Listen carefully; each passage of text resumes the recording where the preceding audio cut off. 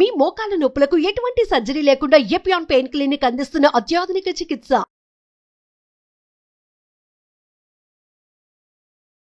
Good morning everyone.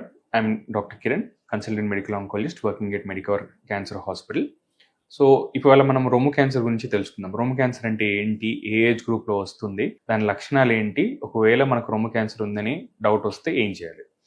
First చూసుకున్నట్టయితే రొమ్ము cancer అసలు ఫస్ట్ ఏజ్ గ్రూప్లో వస్తుంది. మనకు రొమ్ము క్యాన్సర్ నార్మల్గా మనకు రొమ్ము క్యాన్సర్ మేము చూసేది కామన్. ఒకప్పుడు ఏజ్ గ్రూప్ ఏంటంటే 50 క్రాస్ అయిన వాళ్ళకి రొమ్ము క్యాన్సర్ చూసేది.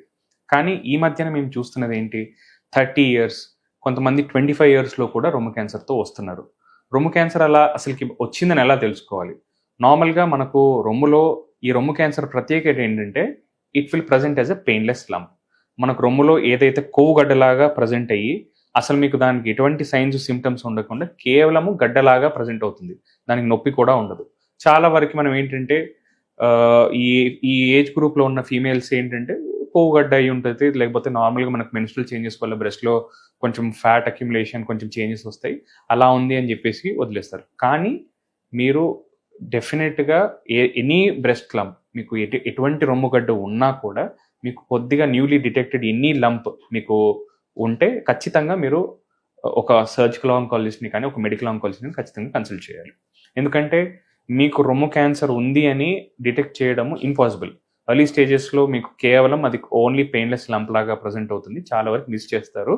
అందుకని మనకు ఇండియాలో మేము చూసిన క్యాన్సర్స్ అన్ని, బ్రెస్ట్ క్యాన్సర్స్ అన్ని very rarely we see stage 1 and stage 2. చాలా వరకు ఆ గడ్డ పెరిగి దానివల్ల మనకి బ్లీడింగ్ వచ్చి దాని తర్వాత బాడీ మిగతా పార్ట్స్కి స్ప్రెడ్ అయ్యి ప్రజెంట్ అవుతుంది. కాబట్టి మనం ఎర్లీ స్టేజ్లో ఉన్నప్పుడు any new changes in the breast we have to go and meet either a surgical oncologist or a medical oncologist or a radiation oncologist. తర్వాత అసలు ఇది కాకుండా సైన్స్ అండ్ సిమ్టమ్స్ ఏంటి అంటే కొత్తగా రొమ్ములో గడ్డకు రావడము, బ్రెస్ట్లో డిశ్చార్జ్ అంటే మనకు నిప్పుల్ డిశ్చార్జ్, మనం ఇప్పుడు పాలిచ్చే దగ్గర ఒక దగ్గర మనకు వాటరీ డిశ్చార్జ్ కానీ ఒకవేళ బ్లడ్ టింజ్డ్ డిశ్చార్జ్ ఉంటే అది కూడా మనకు రొమ్ము క్యాన్సర్ అయ్యే అవకాశం ఉంటుంది. ఒకవేళ మనకు రొమ్ము క్యాన్సర్ అడ్వాన్స్డ్ స్టేజ్లో ఉంటే అప్పుడు ఎలా ప్రజెంట్ అవుతుంది? సో మనకు రొమ్ము క్యాన్సర్ నుంచి మనకు వేరే బాడీ పార్ట్స్కి స్ప్రెడ్ అయినప్పుడు మనకు వెన్నుపూస ఉంటుంది కదా, ఆ వెన్నుపూస బొక్కలలో కూడా మనకి ఆ ట్యూమర్ డిపాజిట్స్ ఉండడం వల్ల నడుము నొప్పి స్టార్ట్ అవ్వచ్చు.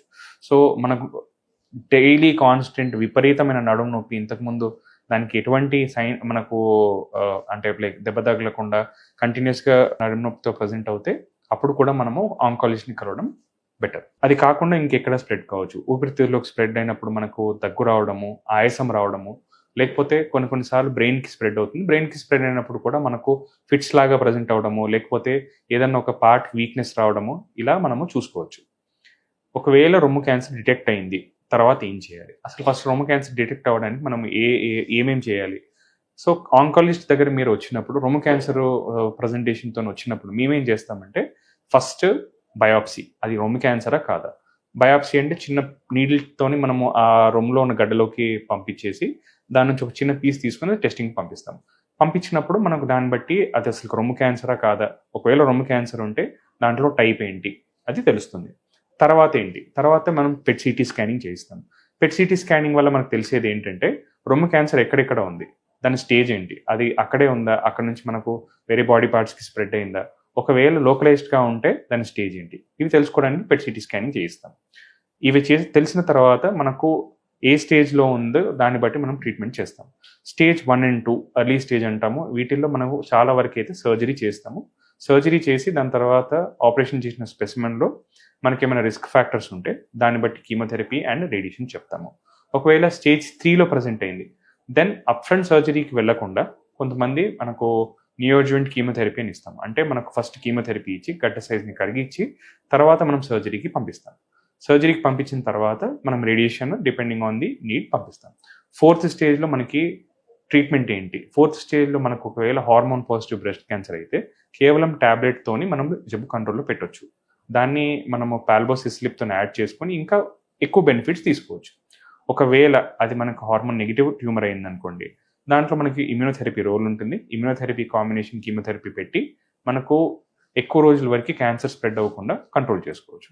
అది కాకుండా మిగతా సబ్సెట్ని బట్టి, అంటే మనకి హార్మోన్ స్టేటస్ అంటారు, ఈఆర్పిఆర్ అండ్ HER2 న్యూ స్టేటస్ని బట్టి మనకు ఫర్దర్ ట్రీట్మెంట్ అనేది డిటెక్ట్ చేయొచ్చు. సర్వైకల్ క్యాన్సర్లో లాగా బ్రెస్ట్ క్యాన్సర్లో స్క్రీనింగ్ ఏమన్నా ఉందా? స్క్రీనింగ్ బ్రెస్ట్ క్యాన్సర్లో కూడా ఉంది. మనకు బ్రెస్ట్ క్యాన్సర్లో చూసుకున్నట్టయితే 40 క్రాస్ అయిన ప్రతి ఫీమేల్కి సంవత్సరానికి ఒక్కసారి మనం మ్యామోగ్రఫీ అనేది చేయించాలి. మ్యామోగ్రఫీ చేయించడం వల్ల నేను ఏదైతే చెప్పినట్టు రొమ్ములో గడ్డ నొప్పి లేకుండా మనకు ప్రజెంట్ అవుతుందో దాన్ని మనం స్కానింగ్లో అర్లీగా డిటెక్ట్ చేసి, ఒకవేళ అది సస్పీషియస్ ఉంటే బయాప్సీ చేసి క్యాన్సర్ని నిర్ధారణ చేసి దాని తర్వాత మనం ఫర్దర్ ట్రీట్మెంట్ చేసుకోవచ్చు. దీనికి వ్యాక్సినేషన్ అంటూ ఏమీ ఉండదు.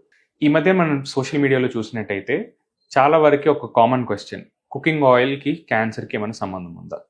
ఒకవేళ ఆయిల్ యూజ్ చేస్తే ఏ ఆయిల్ యూజ్ చేస్తే క్యాన్సర్ రాకుండా ఉంటుంది? యాక్చువల్లీ చూస్తే మనకు కుకింగ్ ఆయిల్కి క్యాన్సర్కి పెద్దగా సంబంధం ఉండకపోవచ్చు, కానీ ఫ్రైయింగ్ అండ్ క్యాన్సర్కి సంబంధం ఉంది. అంటే మనకు డీప్ ఫ్రైడ్ ఫుడ్ తింటే దాంట్లో మనకు కొన్ని హార్మ్ఫుల్ సబ్స్టెన్సెస్, ఎస్పెషల్లీ నాన్ వెజ్ని డీప్ ఫ్రై చేస్తే మనకు కొన్ని హైడ్రోకార్బన్స్ కానీ కొన్ని క్యాన్సర్ కాజింగ్ ఏజెంట్స్ కానీ ప్రొడ్యూస్ అవుతాయి. ఆల్డిహైడ్స్ అంటాము, దాంతోపాటు యాక్రిలిన్ అంటాము, దాంతోపాటు మిగతా హైడ్రోలేటెడ్ పాలీకార్బన్స్ అనేవి మనకు రిలీజ్ అవుతాయి. అవి తీసుకుంటే మనకు కొలాన్ క్యాన్సర్ కానీ రెక్టల్ క్యాన్సర్ కానీ మిగతా ఫీమేల్స్లో అయితే బ్రెస్ట్ క్యాన్సర్ కానీ రిస్క్ ఉంటుంది. So cooking oil causes cancer కన్నా ఫ్రైయింగ్ కాజెస్ క్యాన్సర్. మీరు ఆయిల్ ఏది యూజ్ చేసినా కూడా దానికి క్యాన్సర్కి పెద్దగా సంబంధం ఉండకపోవచ్చు, కానీ మీరు ఆయిల్ ఎంత యూజ్ చేస్తున్నారు, ఆయిల్లో ఎంత డీప్ ఫ్రై చేస్తున్నారు దానికి క్యాన్సర్కి లింక్ ఉంటుంది.